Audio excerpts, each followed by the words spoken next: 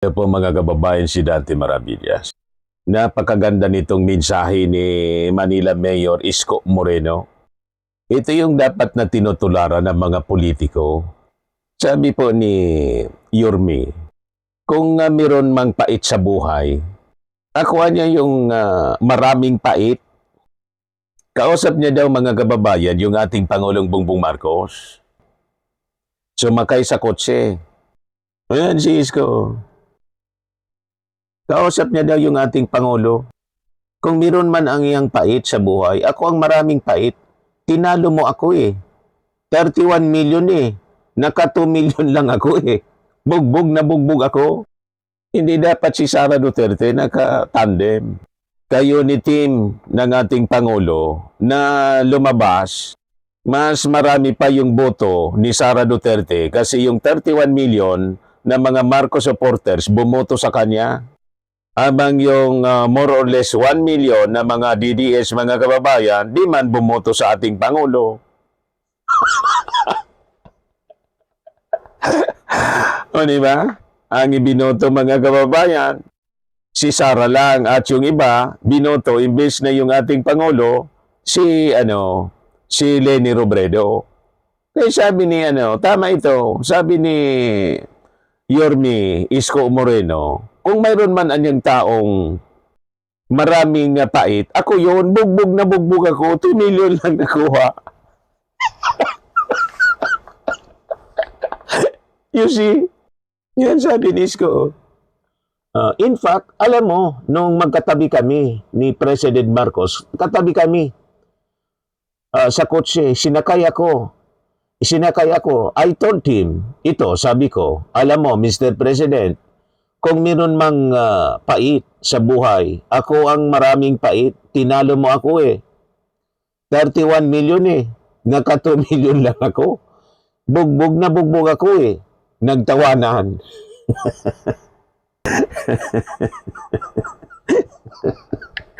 Nagtawanan na lang mga kababayan, bugbog na 2 million lang nakuha ni Isko. Ayun. Di sabi ko sa kanya, but rest assured, Mr. President, I wish you to be successful. I really wish. Now, it's not about you eh. It's about the office. Maganda yung ugali ni Isko Moreno, mga kababayan. Yung malamang kaya kinausap si Isko, baka si Isko ang successor.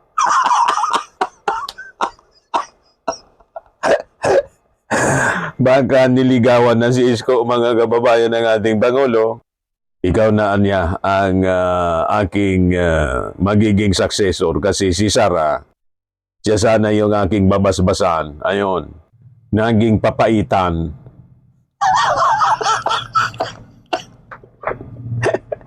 O diba? Ito yung sinasabi natin mga kababayan. Si Sara Duterte, malamang tinitest lang ng ating Pangulong Bongbong Marcos. Kaya binigyan ng confidential funds. Kung pwedeng pagkatiwalaan, ayun, linunok. At binigyan siya ng magandang posisyon sa DepEd. Pinakamalaki sa bureaucracy mga kababayan, pinakamalaking agency, pinakang number 1 yung budget eh, pinakang mataas. Ayun, hindi man nakapagawa mga kababayan ng mga school buildings. 192 lang yung naipagawa.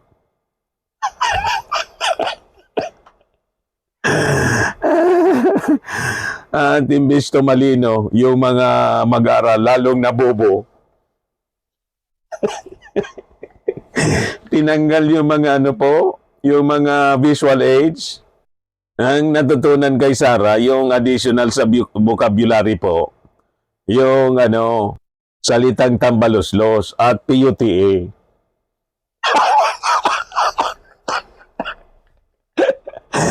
Yun ang natutunan ng mga mag-aaral, mga kababayan, ng mga kabataan kay Sara Duterte. Masamang ugali. Masamang salita, masamang ugali. Pero tingnan ninyo, sabi nga natin mga kababayan, lahat ng mga nakalaban ng ating Pangulo, naging supporter na ng ating Pangulo, si Isko Moreno. Sino support na niya? Yung ating Pangulong Bongbong Marcos. Si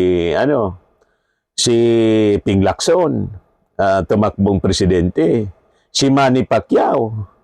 Di ba? At siyempre si Leni Robredo, pinuntan pa ng ating Pangulong Bongbong Marcos sa Naga City para i-implement yung mga mahalagang proyekto na papakinabangan ng mga mamamayang Filipino, ng mga gayon din sa Manila, mga kababayan. Ang ganda nitong statement ni Isko Moreno. Gusto ko niya, I wish you to be successful. I really wish. Now, it's not about you eh. It's about the office. Yan o.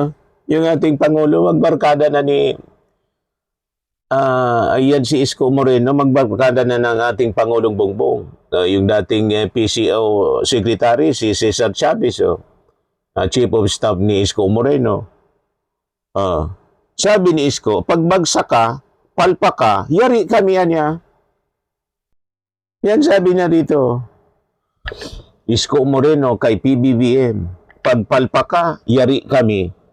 Nagbigay ng direktang mensahe si Manila Mayor Isko Moreno Dumaguso kay Pangulong Ferdinand Bongbong Marcos Jr. na niya'y nakasalalay sa tagumpay ng lider ang kapakanan ng buong bansa. Correct. Sa kanyang payag, iginit ni Moreno na hindi makabubuti sa Pilipinas kung mabibigo ang kasalukuyang administrasyon. Pagbagsak ka, palpa ka, yari kami, ani Moreno. Malayo sa kaisipan mga kababayan ni Sara Duterte at sa kanang mga DDS na yung mga DDS ayaw magtagumpay yung ating Pangulo. Pinupull down, utak talangka. Mga kababayan, malinaw na utak talangka. Sabi nga natin, iisang bangka tayo. Pero tingnan ninyo si Isko Moreno, malinaw yung kanyang pag-iisip. Maganda ang kanyang pag-iisip. Hindi po pwede na hindi magtagumpay yung ating Pangulong Bongbong Marcos. Siya yung ating piniling leader. Di ba po, mga kababayan? And worse, ang nagpo-pull down pa sa ating Pangulo, yung dati niyang katandem, hindi man inaano, hindi man siya inaaway, hindi man siya sinibak. Di ba? Siya yung kusang umalis. Kasi nga po, hindi man nga kaya yung trabaho, bagsak yung DepEd kasi wala siya sa focus. At saka, yung focus niya kasi yung tanggalin yung ating Pangulo para siya yung umupo. Inappoint niya, mga kababayan, yung kanyang sarili as designated survivor. Di ba? Imbis na tumulong na magtrabaho sa ating Pangulong Bongbong Marcos, lalo na ngayon, panahon ng krisis, mga kababayan. Ang ginagawa ni Sara, sige ang batikos. Wala man siyang contribution, sige pa batikos. Buti pa si Isko Moreno, maganda yung kanyang kaisipan, mga kababayan. Yan ang sabi niya. Bagamat dati silang magkatunggali sa politika, sinabi ng alkalde na hindi tamang hilingin na mabigo ang isang Pangulo dahil damay ang buong bansa. Dagdag pa niya, nasa iisang bangka ang mga Pilipino kaya malaga ang magtagumpay na pamumuno, matagumpay na pamumuno upang masiguro ang kaunlaran at katatagan ng ekonomiya. Ang payag ni Moreno ay umani ng iba't ibang reaksyon mula sa publiko sa gitna ng patuloy na usapin sa pamamahala at direksyon ng ating bansa.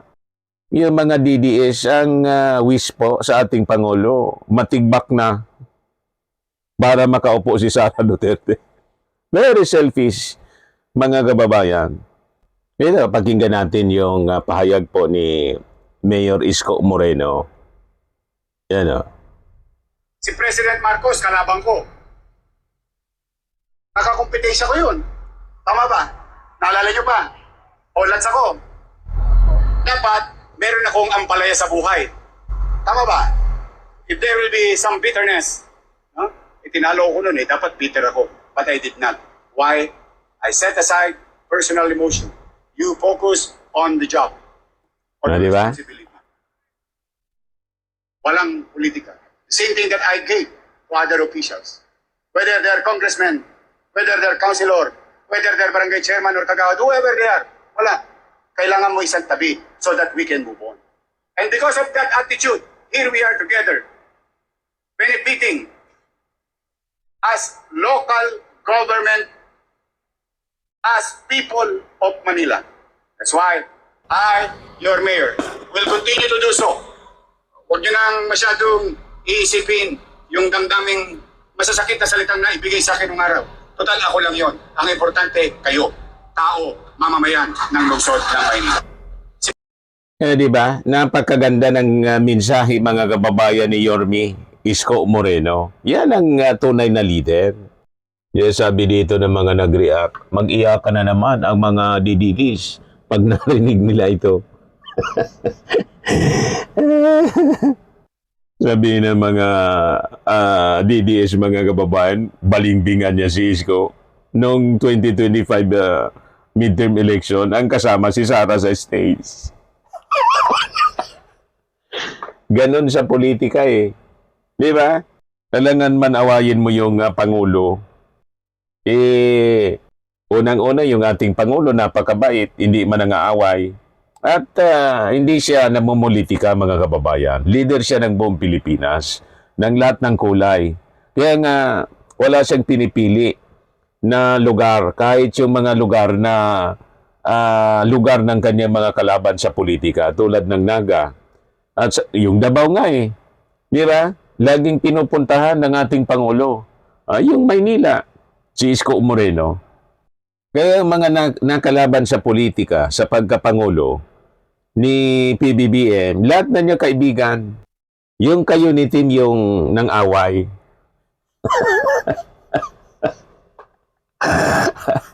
O di ba? Ano, mga didilis lang naman kasi ang ganitong pananaw. Dahil mga bobo sila. Sabi ni Tilma Baklig, ganyan sana ang takbo ng utak ng lahat ng matalo. And even Manny Pacquiao, saludo ako sa kanya. I salute you, Mayor Isko. Baka manalo itong presidente kapag tumakbo siya. Sabi ni Silly Sisgondo, galing mo Isko ah. Sabi ni Antonio Flores, yan ang tunay na tao, may malasakit sa kapwa. Mabuhay ka, Yorme. God bless you and your whole family. I salute you. Sabi ni Wing Chiagan, binoto ko si Lenny, pero ngayon BBM ako. Nakita ko ang trabaho niya. Sabi ni Tam S. Tomas, Yorme, saludo ako sa iyo. Marunong kang tumanggap ng pagkatalo. Sports ka lang. Sports lang ba?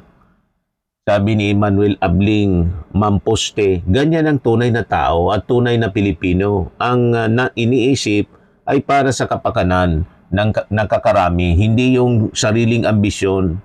Okay ka, Yorme. Sabi ni Rolando Gutierrez, diyan mo mapapatunayan na may pusong mapagmalasakit si Yorme. Tama po, dapat para sa larong basketball lang, pag tapos na, di magtrabaho ka na ng maayos. Sabi ni Nilia Cotson Munoz, magandang pananaw sa buhay. If you cannot beat him, join him. Sabi ni Glenda Turda, that's the spirit of a good leader, sir. Mayor Isko Moreno, mabuhay po kayo. Sabi ni Delicio Tugade, ang galing mo talaga, Mayor. You're me idol. Ganyan dapat. Iyak na mga didilis niyan. Yan po yung tamang pananaw ng isang leader, mga kababayan. Hindi yung hindi na matapos-tapos yung politika, nasa sakripisyo yung serbisyo sa ating mga mamamayan. Tama?